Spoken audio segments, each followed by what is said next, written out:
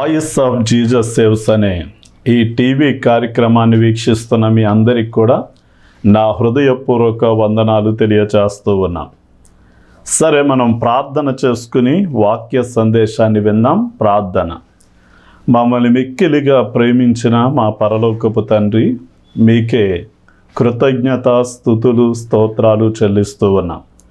ఎందరైతే ఈ మాటలను వింటూ ఉన్నారో చూస్తూ ఉన్నారో వారందరి మీదకి నీ ఆత్మ సహాయాన్ని మీరు అనుగ్రహించండి. వినువారికి వినుబుద్ధిని పుట్టించండి. నీ వాక్యము వారికి జుంటె తేనె వలె మధురముగాను, మేలిమి బంగారు అంత విలువైనదిగాను, అది ముత్యములంత శ్రేష్టమైనదిగా వారు ఎంచుకొని నాయన నీ మాటలను ఆసక్తితో అపేక్షించడానికి, నాయన ఆకలితో ఉన్నవారి నాయన భోజనాన్ని ఎంత ప్రీతిగా ఆసక్తిగా స్వీకరిస్తారో అలాంటి స్థితిని ప్రతి ఒక్కరికి దయచేయమని యేసు నామంలో అడిగి వేడుకుంటున్నాం తండ్రి, ఆమేన్. సరే, మనం మత్తయి సువార్త 6వ అధ్యాయం 34వ వచనాన్ని చదువుకుందాం. రేపటిని గురించి చింతింపకుడి, రేపటి దినము దాని సంగతులను గురించి చింతించును, ఏ నాటి కీడు ఆ నాటికి చాలును. ఈ రోజున మనం పరిస్థితులు ఎప్పుడూ ఒకేలా ఉండవు అని, పరిస్థితులు మారిపోతూ ఉంటాయి అన్న సత్యం మనం తెలుసుకోవాలి. కరోనా వైరస్ రాక మునుపు వ్యాపారాలు అలాగే ప్రతి పని కూడా ఒక క్రమబద్ధంలో జరుగుతూ ఉండేది. కానీ కరోనా వైరస్ వచ్చిన తర్వాత చాలా రంగాలలో మార్పులు చేర్పులు కలగడం అన్నది మనం చూస్తూ ఉన్నాం. నా చిన్ననాటి తనంలో ఎవరైనా వంట మాస్టర్గా జీవిస్తే గనక వారికి పెద్ద విలువ అనేది ఉండేది కాదు. కానీ ఈనాడు పుట్టినరోజులని, అలాగే పుష్పవతి ఫంక్షన్లని, అలాగే గృహప్రవేశాలు అని, ఇలా మాటకి చీటికి ఈ యొక్క ఫంక్షన్లు చేసుకుంటున్న ఈ సమయంలో వంటలు వండేవారు ఉద్యోగం చేసేవారి కంటే అధికమైన రాబడిని సంపాదించడం మనం చూస్తూ ఉన్నాం. ఒకప్పుడు కూలి పని చేసుకునే వారి కంటే ఒక మేస్త్రిగా ఇంటిని నిర్మాణం చేసేవారికి చాలా విలువ ఉండేది. కానీ ఈ రోజున ఆ మేస్త్రిగా చేసే పనిని కూడా అంత విలువగా చూసే పరిస్థితులు కనపడట్లేదు.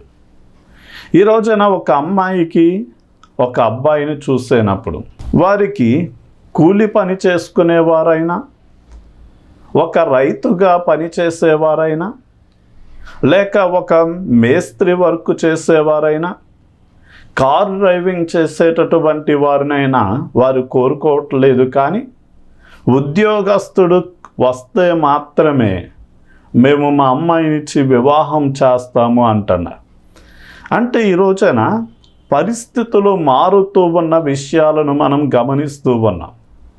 కనుక ఎప్పుడు ఏమి జరుగుతుందో మనకు తెలియదు గనక ప్రాముఖ్యంగా రేపటి దినమును గురించి చింతింపకూడదు అని దేవుని వాక్యం సెలవిస్తూ ఉంది. అంటే ఎందుకు చింతిస్తారు అనడానికి ఒక ఉదాహరణ నేను మీ ముందు ఉంచుతాను. ఒక రోజున ఒక జమీందారు గారు తమ యొక్క పెరటిలో మనుషులను పెట్టి త్రవ్విస్తూ ఉన్నారు. ఈలోగా ఇంటిలో పనిచేసేటటువంటి అమ్మాయి వచ్చింది. అయ్యగారండి, ఏం చేస్తున్నారు అని అడిగింది. అమ్మ, మన ఇంట్లో చాలా పశువులు దాసదాసీలు ఉన్నారు గనక వారందరూ సమృద్ధిగా నీరు త్రాగడానికి, అదేవిధంగా వారి అవసరాలు తీర్చుకోవడానికి బావిని త్రవ్విస్తున్నాను అన్నప్పుడు ఆ అమ్మాయి ఇంట్లోనికి వెళ్ళిపోయింది. బోరున ఏడుస్తూ ఉంది. అందరూ వచ్చి అడుగుతున్నారు, ఏమైంది, ఎందుకు ఏడుస్తున్నావు అని. కానీ అమ్మాయి ఏమి చెప్పట్లేదు. ఈలోగా జమీందారు గారు వారి భార్య వచ్చి, అమ్మ, మీ ఇంట్లో ఏమన్నా సమస్య ఉంటే చెప్పు, మేము తీరుస్తాం. నీకేదైనా డబ్బులు కావాలా, మీ ఇంట్లో వారికి ఏదైనా అనారోగ్యంగా ఉందా చెప్పమన్నప్పుడు ఆ అమ్మాయి చెప్తుంది, అయ్యగారండి నాకు కొన్ని రోజుల్లో పెళ్ళి అవుద్ది కదండి, పెళ్ళైన తర్వాత పాపో బాబో పుడతాడు కదండి, ఆ పాపో బాబో ఆడుకుంటానికి వెళ్ళి బావిలో పడిపోతాడని భయమేసి ఏడుస్తున్నాను అందంట. అంటే ఇంకా పెళ్ళి కాలేదు, పిల్లలు పుట్టలేదు, కానీ భవిష్యత్తులో పిల్లలకి ఏదైనా ప్రమాదం జరుగుద్దని ఏడుస్తున్నాను అని చెప్పింది. అంటే ఆ చింతకి అర్థము లేదు అన్న విషయం మనం తెలుసుకోవాలి. చాలామంది వృద్ధాప్యంలోనికి వస్తున్న ముసలివారు, మాకు వయస్సు పైబడుతూ ఉంది, నా కొడుకు కూతురు చూడకపోతే నా పరిస్థితి ఏమవుద్దు అని చింతిస్తూ ఉంటారు. అలాగే చాలామంది తల్లిదండ్రులు నా బిడ్డలు చదివించే పరిస్థితి, అంటే వారికి మంచి భవిష్యత్తు కలిగించాలి, వారికి ఎలాంటి పరిస్థితులు సంభవిస్తాయో అని చింతిస్తూ ఉంటారు. కానీ రేపు ఏం జరుగుద్దో మనకు తెలియదు గనక రేపటిని గురించి ఆలోచించడం, నిర్ణయాలు తీసుకోవడం మంచిదే, కానీ రేపు ఏదో జరిగిపోతుంది అని చింతించడము అన్నది అది వ్యర్థమైనటువంటి చర్య అని వాక్యం సెలవిస్తూ ఉంది. అంటే రేపటిని గురించి చింతించడము అనేది ఎలాంటిది అంటే, రేపటి భోజనం ఈరోజే తిన్నంత వృధా అని ఒక భక్తుడు అంటాడు. అంటే రేపు భోజనం దొరుకుతుందో దొరకదో అని ఈరోజే గనక మనం పేకల దాకా తినేస్తే మనకి ఆ పేకల దాకా తిన్న కారణము చేత కదలలేని మెదలలేని పరిస్థితిలోకి వెళ్ళిపోతాం.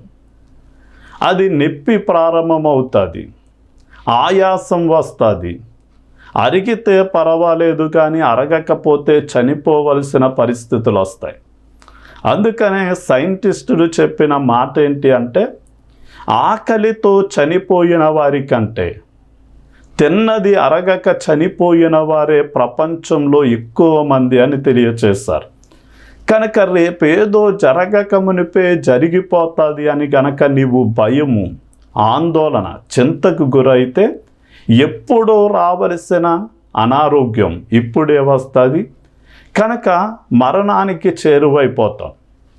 అలా చేరువు కాకూడదు అంటే మనము చింతించడంలో ఎలాంటి ప్రయోజనము లేదు అని మనం మత్తయి సువార్త 6వ అధ్యాయం 27వ వచనం, అలాగే లూకా సువార్త 12:26వ వచనంలో మనము చింతించడము ద్వారా మనం బెత్తడంతైనా మన ఎత్తును కానీ లేక ఒక మూరెడంతా మన ఆయుష్ను కానీ మనం పెంచుకోలేము అని వాక్యం సెలవిస్తుంది. అంటే అల్పమైన సంగతులనే మనం చేయలేం. ఉదాహరణకి ఒక నల్లటి వెంట్రుకను తెల్లగానైనా, ఒక తెల్లటి వెంట్రుకను నల్లగానైనా చెయ్యలేం. అదేంటండి పాస్టర్ గారు అలా అంటారు, మేము తెల్ల వెంట్రుకలు వస్తే రంగేసేస్తున్నాం కదా అని మీరు అనొచ్చు. కానీ నేను చెప్పేది శాశ్వతంగా ఒక తెల్ల వెంట్రుకను నల్లగానైనా, నల్ల వెంట్రుకను తెల్లగానైనా మనం చెయ్యలేని బలహీనులం, అల్పులము గనక మనము చింతించడము ద్వారా మన ఆయుష్ను మనం పెంచుకోలేం. మనం బెత్తడంతా అయినా మన ఎత్తును పెంచుకోలేం. ఒక తెల్ల వెంట్రుకను నల్లగానైనా, నల్ల వెంట్రుకను తెల్లగానైనా మార్చలేని అసమర్థులము కనుక ఏ మాత్రము కూడా చింతించడానికి వీల్లేదు. కనుక మనం ఏం చెయ్యాలి అంటే, భవిష్యత్తును గురించిన ఏదైనా చింత బెంగ వచ్చిన వెంటనే దేవునిని ఆశ్రయించడం మనము నేర్చుకోవాలి. అందుకనే ఆయన అంటాడు, లోకస్తులు ఏం చేస్తున్నారంటే ఏమి తిందుమా, ఏమి త్రాగుదమా, ఏమి ధరించుకుందుమా అని భవిష్యత్తులో మాకు ఇవన్నీ ఎవరిస్తారు అని చింతకి బెంగకి గురవుతున్నారు. అందుకని యేసయ్య మీతో చెప్తున్న మాట ఏంటి అంటే, మొదట ఆయన రాజ్యమును నీతిని వెదకండి, అప్పుడు అవన్నీ మీకు అనుగ్రహింపబడును అన్నాడు. ఏవన్నీ అంటే మనం తినడానికి కావలసినవి, ధరించుకోవడానికి కావలసినవి, మన అవసరాలన్నీ కూడా ప్రభువుల వారు తీరుస్తారు అన్న సత్యం తెలుసుకొని భవిష్యత్తును గురించి చింతించడం మానేసి భవిష్యత్తును గురించి దేవుణ్ణి ఆశ్రయించడం మంచిది. అందుకని ఆయన అంటాడు, ఆకాశ పక్షులను చూడండి అన్నాడు. అంటే కేవలం వాటినే చూడమని కాదు, ఆయన సృష్టించిన ఆకాశ పక్షులను, భూజంతువులను, సముద్రంలో సంచరించే జలచరాలను మనం పరిశీలన చేస్తే అవి ఒక పంట భూమిని తీసుకుని విత్తనాలు విత్తి అవి పంటను కోసి గోదాములలో దాచుకుని తినటం లేదు. కానీ ఏ నాటికి కావలసిన ఆహారం ఆ నాటికి ఇచ్చి వాటిని పోషిస్తున్న దేవుడు, వాటి అవసరాలు తీరుస్తున్న దేవుడు ఖచ్చితంగా నిన్ను పోషిస్తాడు, నీ అవసరాలు తీరుస్తాడు అన్న విషయం నమ్మిక ఉంచాలి. అలాగే ఉదయాన్నే పుష్పించి మధ్యాహ్న కాలానికి ఎండ తీవ్రత ఎక్కువైతే సాయంకాలానికి గడ్డి ఎండి పువ్వు రాలిపోతుంది. అంటే ఉదయాన్నే పుష్పించి సాయంత్రానికి వాడి రాలిపోయే పుష్పాన్ని, పువ్వుని అంత అందంగా దేవుడు అలంకరిస్తే ఆయనను నమ్మి ఆశ్రయించిన నీ జీవితాన్ని కూడా ఎంతో సుందరంగా నిన్ను అలంకరిస్తాడు. అంటే సొలొమోనును అలంకరించిన దేవుడు నీ జీవితాన్ని కూడా అలంకరిస్తాడు అన్న విషయం తెలుసుకోవాలి. సరే, రేపటిని గురించి మీరు చింతించొద్దు. మీ చింత యావత్తు దేవునికి అప్పగించి ఆయనను ఆశ్రయించండి. అలాగే సామెతల గ్రంథం 27వ అధ్యాయం 1వ వచనం చూస్తే, రేపటిని దినమును గూర్చి అతిశయించొద్దు. రేపటి దినమున ఏమి సంభవిస్తాదో నీకు తెలియదు అని వాక్యం సెలవిస్తుంది. అంటే ఒక్కొక్కరు భవిష్యత్తులో నాకు మంచి పరిస్థితి ఉంటుంది అని చాలా గర్వము, అతిశయంతో ఇతర మనుషులను నీచంగా చూస్తూ లేక అవమానపరుస్తూ ఉంటారు. కానీ రేపటి దినము నీకు ఎలాంటి పరిస్థితి సంభవిస్తుందో తెలియదు గనక నీలోనికి గర్వము, అతిశయం రావడానికి వీల్లేదు. అంటే ఎవరైనా పడిపోయారు అంటే కారణం ఏంటి అంటే వారిలోనికి వచ్చిన గర్వం, అతిశయమే వారు పడిపోవడానికి, నాశనమైపోవడానికి కారణమవుతుంది. ఉదాహరణకి దేవదూత గర్వించింది. దేవుడు ఆ దేవదూత అనే లూసిఫర్ని తన పక్షమున చేరిన దూతలందరినీ పరలోకం నుండి నెట్టివేశాడు. అలాగే వస్తీ గర్వించింది, మహారాణి స్థానం నుండి పడిపోయింది.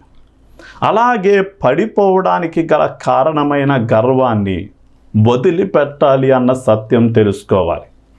ఒక రోజున కేరళలో కొచ్చి అనేటటువంటి ఒక సిటీకి మేము ఫ్లైఓవర్ మీద వెళ్తూ ఉండగా మా సారు ప్రక్కనే ఉన్నటువంటి ఒక పెద్ద భవనాన్ని చూపించారు. అది అప్పటికే వర్షానికి, ఎండకు ఎండి వర్షానికి తడిచి పాకుడు పట్టి పైన మొక్కలు వచ్చేసి ఉన్నాయి.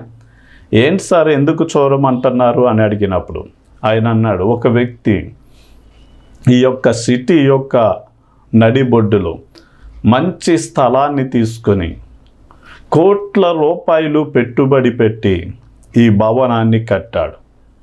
అంటే అలాంటి కట్టడం కట్టినప్పుడు వారికి చాలా ఊహలు ఉంటాయి. ఇది మంచి రేటు రావాలి, మేము చాలా ఘనంగా విలువగా ఉండాలని ఆశిస్తారు. ఈలోగా భవనం నిర్మాణం జరిగింది, డోర్లు ఫిట్టింగ్ చేశారు, కరెంటు వర్క్ అయిపోయింది. ఇక ఓపెనింగ్ దగ్గరకు వచ్చే సమయానికి ఆ ఓపెనింగ్ బహుశా అయ్యిందో లేదో తెలియదు, కానీ ఆ బిల్డింగ్ స్ట్రైట్గా ఉండేది, కొంచెం అలా ఒరిగేది. వెంటనే అతడు భయంతో ఆ బిల్డర్ కట్టిన వ్యక్తి దగ్గరికి వెళ్ళాడు. మాకు సంబంధం లేదన్నారు. ఆ కట్టిన వ్యక్తి అదే బిల్డింగ్ 5వ ఫ్లోర్లోనికి వెళ్ళి ఉరిపెట్టుకుని చనిపోయాడు. ఈ రోజున ఏదైనా ఒక వ్యాపారాన్ని ఏదైనా ఒక పనిని ప్రారంభించినప్పుడు మనం గర్వంతో మిడిసిపడడానికి వీల్లేదు. ఎందుకంటే మనం ఒక విధమైనటువంటి ఊహలతో ఆలోచనలతో ముందుకు వెళ్ళొచ్చు, కానీ అది రేపు అన్న దినమున ఏ విధంగా కొనసాగుతుందో, మనం ఊహించినట్లుగా ఉంటుందో ఉండదో, లేక రేపటి దినాన్న ఎలాంటి పరిస్థితులు సంభవిస్తాయో మనకి తెలియదు గనక ఏ మాత్రం కూడా అతిశయించడానికి వీల్లేదు.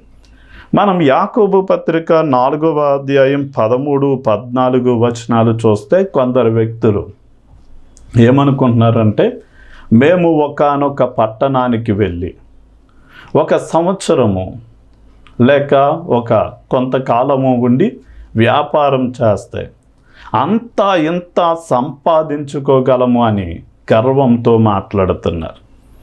అంటే కొంచెం మంది దేవుని నమ్మిన బిడ్డలైనప్పటికీ దేవుడు లేకుండానే మా పనులు వ్యాపారాలు చక్కబెట్టుకోగలం, మేము అది ఇది చేయగలమని మిడిసిపడుతూ ఉంటారు. ఆ అతిశయం అంతా కూడా చెడ్డది అన్న విషయం మనము గ్రహించాలి. అందుకనే యేసయ్య చెప్పినటువంటి ఒక ఉపమానంలో ఒక వ్యక్తి వచ్చి, ఇదిగో మా అన్నల దగ్గర నుండి నాకు రావలసిన ఆస్తిని ఇమ్మని చెప్పి యేసయ్య అన్నప్పుడు ఈ ఉపమానం చెప్పాడు. ఒక వ్యక్తి ఒక పొలంలో విత్తనాలు వేశాడు.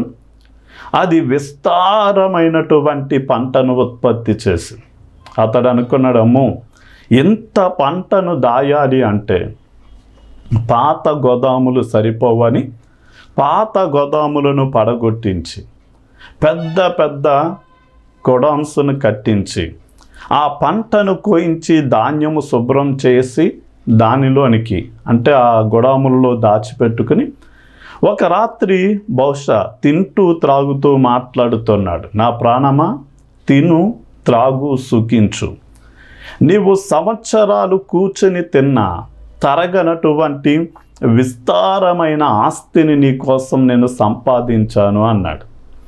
ఈలోగా ఆ రాత్రే దేవుడు ఆకాశం నుండి నవ్వుతూ, ఇదిగో ఈ రాత్రే నేను నీ ప్రాణాన్ని అడుగుతూ ఉన్నాను, నీవు సంపాదించినది ఎవరి తగునో యోచించితివా అన్నాడు. అంటే అతని ప్రాణాన్ని ఆ రాత్రే దేవుడు తీసుకుంటే అతడు సంపాదించినది ఏమైంది? అతడు అనుభవించకుండానే వెళ్ళిపోయాడు. కనుక ఈ రోజున ధనవంతులైనటువంటి వారు కష్టపడిన కష్టాన్ని తగిన ప్రతిఫలం సంపాదించాలి అన్న, సంపాదించినది అనుభవించాలి అన్న, దేవుడు అనుమతిస్తే తప్ప దాన్ని మేము అనుభవించలేము అని గ్రహించి భయము కలిగి భక్తి కలిగి రేపటి దినమును గురించి చాలా జాగ్రత్తగా గర్వము రానివ్వకుండా చూసుకోవాలి. ఇక యాకోబు పత్రిక 4వ అధ్యాయం మనం 14, 15 వచనాలు చదువుకొని ముగింపులోనికి వెళ్దాం. రేపేమి సంభవించునో మీకు తెలియదు, మీ జీవం ఏపాటిది, మీరు కొంతసేపు కనబడి అంతలో మాయమైపోవు ఆవిరి వంటి వారే, కనుక ప్రభువు చిత్తమైతే మనము బ్రతికియుండి ఇది అది చేతుమని చెప్పుకొనవలెను అంటాడు. అంటే రేపేమి సంభవిస్తాదో తెలియదు గనక రేపటిని గురించి చింతింపకూడదు, రేపటిని గురించి అతిశయించకూడదు. రేపటి దినమును గురించి మనం ఏం చెయ్యాలి అంటే దేవుని మీద ఆధారపడాలి అని దేవుని వాక్యం సెలవిస్తూ ఉంది. అందుకని రేపేమి సంభవిస్తాదో మీకు తెలియదు, మీ జీవం ఏ పాటిది అంటాడు. అంటే మనం ఎలాంటి వారము అంటే బైబిల్ గ్రంథంలో మనం ఆదాము దగ్గర నుండి చూస్తే దేవుడు మొట్టమొదటిగా మనిషిని మరణము లేని వ్యక్తిగా సృష్టించాడు. అతడు దేవునికి వ్యతిరేకంగా నేరము చేసినప్పుడు అతడు శపించబడి మరణాన్ని కొని తెచ్చుకున్న ప్రారంభ దినాలలో మనిషి వందల సంవత్సరాలు భూమి మీద జీవించాడు. ఆ తర్వాత నోవాహు కాలానికి వచ్చేసరికి దేవుడు అంటాడు, నరుని ఆయుష్ 120 సంవత్సరాలు అన్నాడు. ఇంకా మోషే కాలానికి వచ్చేసరికి అంటాడు, నరుని ఆయుష్ 70 సంవత్సరాలు, అధిక బలం ఉంటే 80 సంవత్సరాలు. అయినను వాటి ప్రయాసము, ఆయాసము, దుఃఖమే అని మాట్లాడాడు. కానీ ఈ చివరి దినాలలోనికి వచ్చేసరికి ఆయన అంటాడు, మానవుడు ఇంతలో కనబడి అంతలో మాయమైపోయే ఆవిరి వంటి వాడు. పొగ ఎగసిపోయినట్లుగా అతని దినాలు తరిగిపోతాయి. అలాగే కాటా మీద దుమ్ము ఎగరగొట్టబడినట్లుగా అతని యొక్క లేకుండా అతడు తొలగిపోతాడు. నీటి మీద పుట్టినటువంటి ఆవిరి పొడగా ఎప్పుడు పగిలిపోతాదో తెలియనట్లుగానే మానవ జీవితం సడన్గా ముగించబడతాది అని ఆయన చెప్తూ వచ్చారు. కనుక ఎంత అల్పులమైనటువంటి మనం రేపటిని గురించి దేవుని మీద ఆధారపడాలి. అంటే దేవుడు నాకు అవకాశం ఇస్తే, దేవుడు నాకు కృప చూపితే నేను ఆ పని ఈ పని చేసి ముగించాలనుకుంటున్నాను అని రేపటిని గురించి పూర్తిగా మనం దేవుని మీద ఆధారపడాలి. ఉదాహరణకి అపోస్తల కార్యగ్రంథం 21వ అధ్యాయం 14వ వచనంలో పౌలు గారు అటు ఇటు సువార్త ప్రకటిస్తూ బహుశా పిలుపు ఇంటికి వచ్చినప్పుడు ఆ పిలుపు ఇంటిలో అతని కుమార్తెలు 9 ప్రవచించే ప్రవక్తలుగా ఉన్నారు. అదే సమయమందు అగబు అనే ప్రవక్త కూడా అక్కడికి వచ్చారు.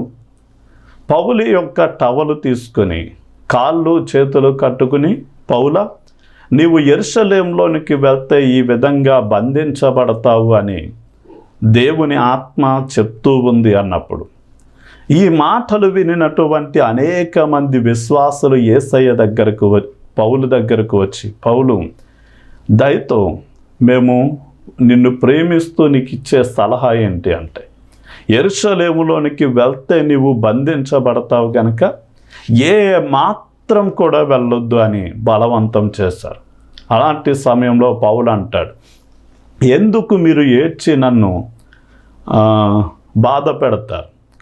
నేను యేసు క్రీస్తు వారి నిమిత్తం చెరసాలలో వేయబడడానికే కాదు, చావడానికైనా సిద్ధంగా ఉన్నాను అని. అతడు ఏ మాత్రం కూడా వారి మాటకి విననప్పుడు వారు ప్రభువు చిత్తమే జరుగునుగా కానీ ప్రభువు చిత్తానికి వారు అప్పగించుకున్నారు. ఈ రోజున మనము కూడా మనకి కొన్ని ఆలోచనలు ఉంటాయి, కొన్ని ఉద్దేశాలు ఉంటాయి భవిష్యత్తును గురించి, కొన్ని ప్రణాళికలను మనం సిద్ధం చేసుకొని ఉంటాం. అయితే కొన్నిసార్లు మనం ఆ విషయాలలో ఎలా ఆలోచన చేయాలి అంటే, మనల్ని మనం పూర్తిగా దేవుని చేతుల్లోనికి పెట్టుకొని, దేవుని చిత్తమే నా జీవితాలలో సిద్ధించునుగా కానీ మన ఆలోచన, ఉద్దేశాలు, ప్రణాళికలుకి కాకుండా దేవుని చిత్తానికి ప్రథమ స్థానం ఇచ్చి మనం దానికి లోబడవలసిన వారమై ఉన్నాం. ఎందుకంటే రేపటికి మనం ఎన్నో ప్రయత్నాలను చేస్తూ ఉంటాం, కానీ ఎప్పుడు ఏం జరుగుద్దో మనకి తెలియదు. ఉదాహరణకి గ్రీసు దేశాన్ని ఆర్కియస్ అనేటటువంటి ఒక రాజు పరిపాలన చేస్తూ ఉన్న సమయంలో అతడు ప్రతిరోజు కూడా తన స్నేహితులతో కలిసి త్రాగుతూ, తింటూ, విందులు చేసుకుంటూ అత్యంత సుఖానుభావంతో జీవిస్తూ రాజ్యాన్ని ఏమాత్రం కూడా పట్టించుకోలేనప్పుడు కొందరు వ్యక్తులు అనుకున్నారు, ఈ రాజు బ్రతికి ఉన్నంతసేపు మనకి ఎలాంటి అభివృద్ధి ఉండదు, కనుక ఏది ఏమైనా సరే ఈ ఆర్కియస్ అనేటటువంటి రాజును చంపేయాలి అని ఒక పన్నాగాన్ని పన్నారు. ఇది దగ్గరలో ఉన్నటువంటి ఆర్కియస్ అనే రాజు స్నేహితుడైన రాజుకు ఈ విషయం తెలిసింది. వెంటనే తన స్నేహితునికి ఒక ఉత్తరం రాసి ఒక సైన్యాధిపతి చేతిలో పెట్టి, ఇది నా స్నేహితుడైన ఆర్కియస్కి ఇమ్మని పంపించాడు. అతడు ఆ ఉత్తరాన్ని పట్టుకుని వచ్చాడు. ఇదిగో ఇది అత్యవసరంగా ఆర్కేస్ అనే రాజుగారికి అందవలసి ఉంది, నన్ను అక్కడికి వెళ్ళనివ్వండి అంటే పంపించాడు. ఈలోగా అప్పటికే తింటూ తాగుతూ విందులో మునిగి తేలుతున్న వ్యక్తి దగ్గరకు అతడు వెళ్ళాడు. అయ్యా రాజా, నీ స్నేహితుడు నీకు ప్రమాదము పొంచి ఉంది, దాని నుండి తప్పించుకోమని ఈ ఉత్తరం రాసి ఇచ్చాడు, చదువు అన్నప్పుడు నవ్వి గట్టిగా, ఆహాహా నాకు ప్రమాదమా, రేపు చూద్దాంలే అని ఉత్తరాన్ని ప్రక్కన పెట్టేశాడు. కానీ అతని జీవితంలో రేపు అనేది రాకుండానే ఆ రాత్రే అతని మీద దాడి జరిగి శత్రువులు అతన్ని చంపి మట్టుబెట్టేశారు. ఈరోజున మనం ఏ విషయానికైనా సరే మనం రేపు అనేదాన్ని వినియోగించవచ్చేమో, కానీ దేవుని గూర్చి ఏదైనా చేసే విషయంలో, అంటే దేవుని పరిచర్య చేసే విషయంలోనైనా, దేవుని సేవకు సహకరించే విషయంలోనైనా, దేవుని కోసం ఒక కార్యక్రమాన్ని ఏర్పాటు చేసే విషయంలోనైనా, ఈరోజే మనది రేపు ఏం జరుగుద్దో తెలియదు గనక ఈరోజే మనం ఎంత దేవుని కోసం చేయగలమో అంతా దేవుని కోసం చేసి ముగించాలి అని చెప్తూ నా మాటల్ని ముగిస్తూ ఉన్నాను. ప్రార్థన చేసుకుందాం. తండ్రి, నీకే వందనాలు. ఎవరైతే ఈ మాటలు వింటూ ఉన్నారో భవిష్యత్తును గురించి చింత బెంగా ఉంటే, సృష్టికర్తవైన నీ వైపు చూస్తూ ఉండగానే సర్వ జీవుల అవసరాలను తీర్చి వాటిని అందంగా సుందరంగా పువ్వులను అలంకరించినట్లుగానే వీరి జీవితాలను అలంకరించాలి. రేపటిని గురించి గర్వం అతిశయం చోటు చేసుకోకుండా సహాయం చేయండి. అదే సమయమందు నీ కోసం ఏది చెయ్యాలి అన్నా నేడే అనుకూలమైన సమయమని, ఈరోజునే నీ కోసం ఏదో ఒకటి చేసి నాయన వారు నీ కోసం జీవించడానికి సహాయం చేయమని యేసు నామంలో అడిగి వేడుకుంటున్నాం తండ్రి, ఆమేన్. దేవుని పనిని మీరు చేయండి, దేవుడు మీ పనిని చేస్తారు. దేవుని మందిరాన్ని మీరు కట్టండి, దేవుడు మీ ఇంటిని కడతాడు. దేవుని సేవలో ఉన్న అవసరాలను మీరు తీర్చండి, దేవుడు మీ అవసరాలను తీరుస్తాడు. వాయిస్ ఆఫ్ జీసస్ సేవ్స్ అనే ఈ భారభరితమైన టీవీ పరిచర్య యేసుక్రీస్తు వారి రాకడ వరకు కొనసాగునట్లు మీ వంతుగా స్పాన్సర్ చేయవలసిందిగా కోరుతూ ఉన్నాను. నెలకి 2,000 రూపాయలు, 3 నెలలకి 6,000 రూపాయలు, 6 నెలలకి 12,000 రూపాయలు ఖర్చు అవుతుంది. దేవుడు మిమ్మల్ని ప్రేరేపిస్తే మీరు మా పరిచర్యకు సపోర్ట్ చేయవలసిందిగా కోరుతూ ఉన్నాం. అత్తిలలో ప్రేయర్ రూమ్ నిర్మాణం చేయాలని ఆశిస్తూ ఉన్నాం. దీనికి దాదాపుగా 50,000 రూపాయలు ఖర్చు అవుతుంది. కనుక దేవుడు మిమ్మల్ని ప్రేరేపిస్తే గనక ఈ ప్రేయర్ రూమ్ నిర్మాణం కోసం మీరు సహకరిస్తే మీ కుటుంబం, మీరు చేసే ఉద్యోగం, వ్యాపారం అన్ని ప్రయత్నాల్లో మీకు జయం కలగాలని ప్రార్థిస్తాం. రైలింగ్లో ప్రస్తుతం ఉన్న చిన్న మందిరం వచ్చిన విశ్వాసులకు సరిపోవటం లేదు. ఒక పెద్ద స్థలాన్ని తీసుకోవాలని ఆశపడుతూ ఉన్నాం. అయితే గజం 5,000 రూపాయల రేట్లో ఉంది. మీ వంతుగా దేవుడు మిమ్మల్ని ప్రేరేపిస్తే కొన్ని గజాల స్థలానికి మీరు స్పాన్సర్ చేయవలసిందిగా కోరుతూ ఉన్నాం.